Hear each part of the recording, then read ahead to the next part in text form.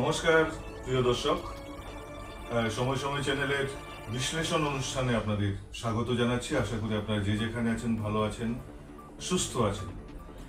তো আজকে আমাদের বিশ্লেষণে আমরা যে বিষয়টা নিয়ে উপস্থিত হয়েছি সেটা রাজনীতি। আর রাজনীতি এখন এমন পর্যায়ে চলছে, আমরা উদারবন্দের রাজনীতি নিয়ে আলোচনা করব। আগামী বিধানসভা নির্বাচনের প্রাককালে যে পরিস্থিতি সৃষ্টি হয়েছে গোটা উদারবন জুড়ে, সেটা এখন আলোচনার বিষয়বস্তু। সবকিছু ছাপিয়ে এখন রাজনীতিটাই মুখ্য হয়ে উঠেছে। তো সে বিষয়ে আমরা আজ আলোচনা করব। বিজেপি এবং কংগ্রেস দু দলেরই যে গতিবিধি চলছে, অব্যাহত রয়েছে, সে নিয়ে আমরা আলোচনা করব। আর আপনাদের জানিয়ে রাখছি যে এখন বিজেপি এবং কংগ্রেস উভয় দলই যে আগামীতে কারা টিকিট পাবেন এ নিয়ে একাধিক প্রত্যাশী ময়দানে রয়েছেন এবং তারা নিজস্ব ছন্দে কাজ করে চলেছেন। তো সে নিয়ে আমরা আজকের আলোচনা করব। আমার সঙ্গে রয়েছেন আমার সতীর্থ সাংবাদিক শ্রী শিবাজি ধর। শিবাজি দা, স্বাগত জানাচ্ছি আমাদের স্টুডিওতে।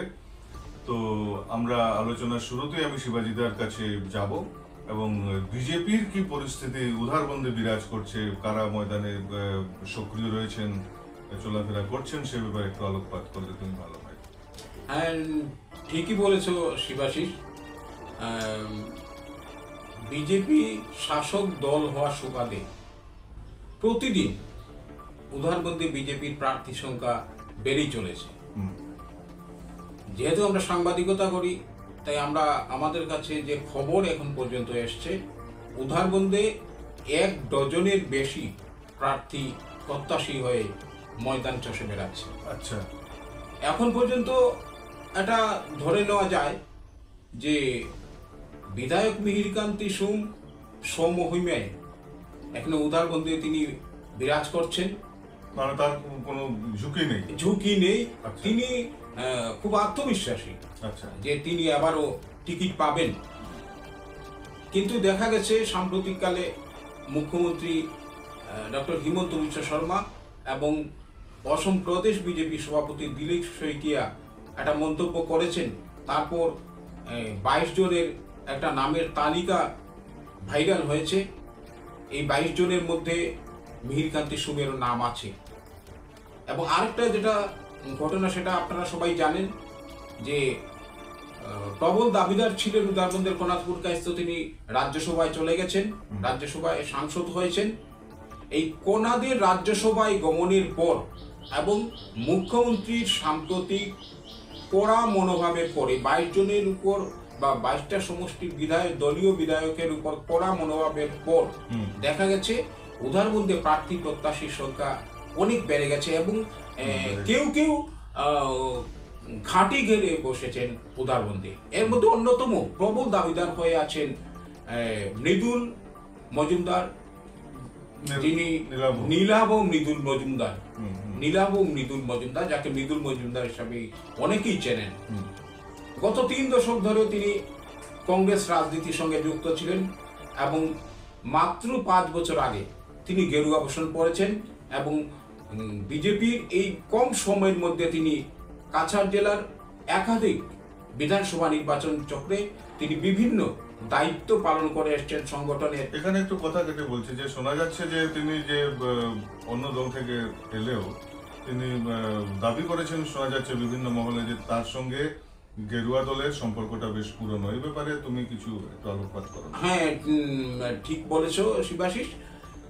গেরুয়া দল বলতে আমরা যদি আরো পেছনে যাই, তাহলে মৃদুল মজুমদার 1975 সালে তিনি শাখায় যেতেন। খবর আমাদের কাছে রয়েছে, আরএসএস এর শাখায় তিনি যেতেন। সঙ্গে সঙ্গে তার একটা যোগাযোগ ছিল, সেটাও 1975 সালে। কিন্তু পরবর্তীতে তিনি বলতে গেলে বাঁচার জন্য এবং কোনো কাজের তাগিদে প্রতিষ্ঠা লাভের আশায় তিনি অনেকটা বাধ্য হয়ে তিনি ছাত্র পরিষদ এবং পরবর্তীতে তিনি কংগ্রেসের সঙ্গে যুক্ত হয়েছিলেন। কিন্তু এখন তিনি বিজেপিতে আসার পর তিনি নাকি নিজেই বলছেন, তার ঘনিষ্ঠ মহল থেকে যে খবর পাওয়া গেছে, তিনি নাকি নিজেই বলছেন তিনি সঠিক জায়গায় এখন এসেছেন। আচ্ছা, দলটা সঠিক, এই সঠিক জায়গায় এসেছেন। মানে এই যে বহিরাগত বহিরাগত এইগুলো কথা এখানে খাটছে না। না, মোটেই খাচ্ছে না। তিনি বলছেন অনেকেই তো এক নির্বাচন সমষ্টি থেকে অন্য নির্বাচন সমষ্টিতে গিয়ে বিধায়ক পদপ্রার্থী হয়ে বিধায়ক নির্বাচিত হয়েছে। দল চাইলে, তিনি বলছেন দল চাইলে আমাকে টিকিট দেবে, এবং তিনি এও বলে দিয়েছেন বর্তমান বিধায়ক একজন ভদ্র এবং অমায়িক, তার সঙ্গে আমার সুসম্পর্ক আছে। মানে একটা বন্ধুত্বপূর্ণ একটা মানে খেলোয়াড় সুলভ মনোভাব যাকে বলে। হ্যাঁ হ্যাঁ, সেটা দেখা হ্যাঁ, যায়। সেটাই। আচ্ছা, এখানে আরেকটা কথা, নীলাভ মৃদুল মজুমদারের কথা আমরা শুনলাম। এখানে আরেকজন প্রার্থী রয়েছেন, আরো দুজন প্রার্থী বিশেষ করে নাম নিতে হবে, সুরেন্দ্র প্রসাদ সিংহ এবং শ্যামাপদ রায়। দুজনকে আমরা বিজেপির একনিষ্ঠ কর্মী হিসেবেই জানি। সুরেন্দ্রবাবু এখানে দাঁড়িয়েছিলেন, দুবার দাঁড়িয়েছিলেন। তিনি যথেষ্ট কাজ করেছেন এবং ময়দানে ভালো মানে কাজ চলছে বলে জানা যায়। আর রয়েছেন শ্যামাপদ রায়। তো শ্যামাদা তিনি শ্যামাপদ বাবু, তার যে ব্যাকগ্রাউন্ড সেটা তো বেশ পুরনো। হ্যাঁ, শ্যামাপদ বাবু বা সামুদা হিসাবেই তিনি পরিচিত। হ্যাঁ হ্যাঁ। তো আমরা দীর্ঘদিন থেকে এই সাংবাদিকতার সঙ্গে জড়িত থাকার সুবাদে আমরা যতটুকু পর্যবেক্ষণ করেছি বা দেখেছি, কংগ্রেসের পুরো যে সময় দাপট ছিল, যে সময় শাসন, কংগ্রেসের শাসনে যে সময় বিজেপি মাথা তুলে দাঁড়াতে পারতো না, সেই সময় এই মাঝাগ্রাম, আলকাটিপুর, কাশীপুর, বৃহত্তর রংপুর এলাকায় যখন গিয়ে বিজেপি একটা সভা করার মতো অবস্থায় ছিল না, পারতো না, কংগ্রেসের কিছু নেতার কিছু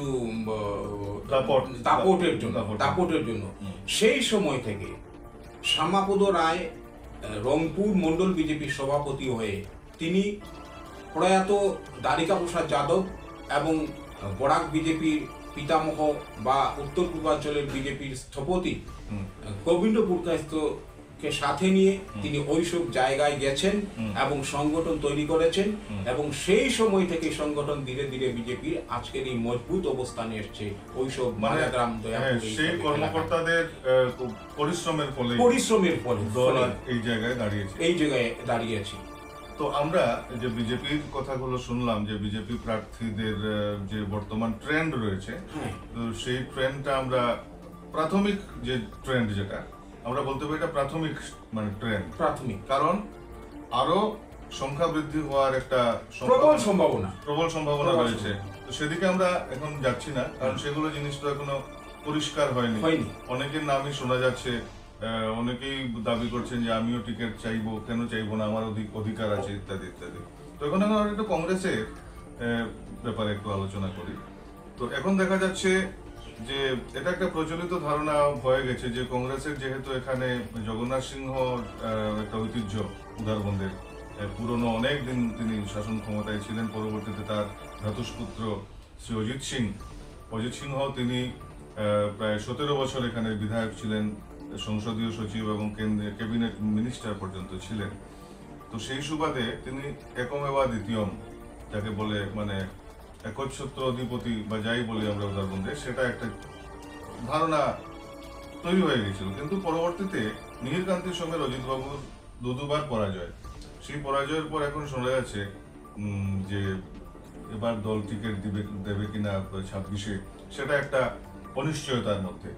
তো সেই হিসাবে ময়দানে এখন 3 জনের নাম শোনা যাচ্ছে, 2-3 জনের নাম, যেমন সন্দীপন নন্দী বর্তমান ব্লক সভাপতি কংগ্রেসের, তার নাম শোনা যাচ্ছে। পুলক রায় যিনি প্রাক্তন ব্লক সভাপতি, তিনিও রয়েছেন ময়দানে, এরকম একটা নাম শোনা যাচ্ছে। এবং আর শোনা যাচ্ছে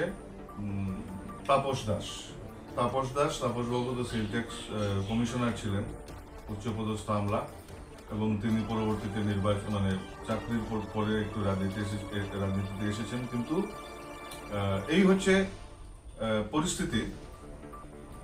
তো সেই ব্যাপারে আপনি নিশ্চয়ই শুনেছেন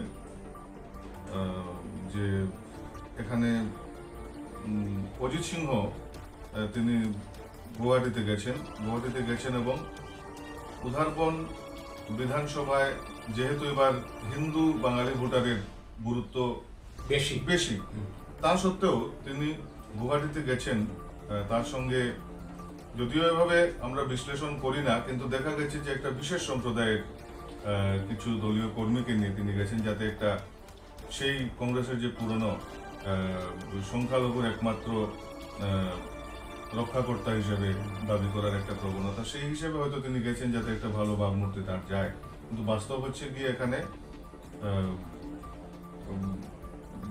হিন্দু যারা বাঙালি প্রার্থী আছেন তারাই এখানে মাইলেজ পাবেন, এটা একটা স্বাভাবিক কথা।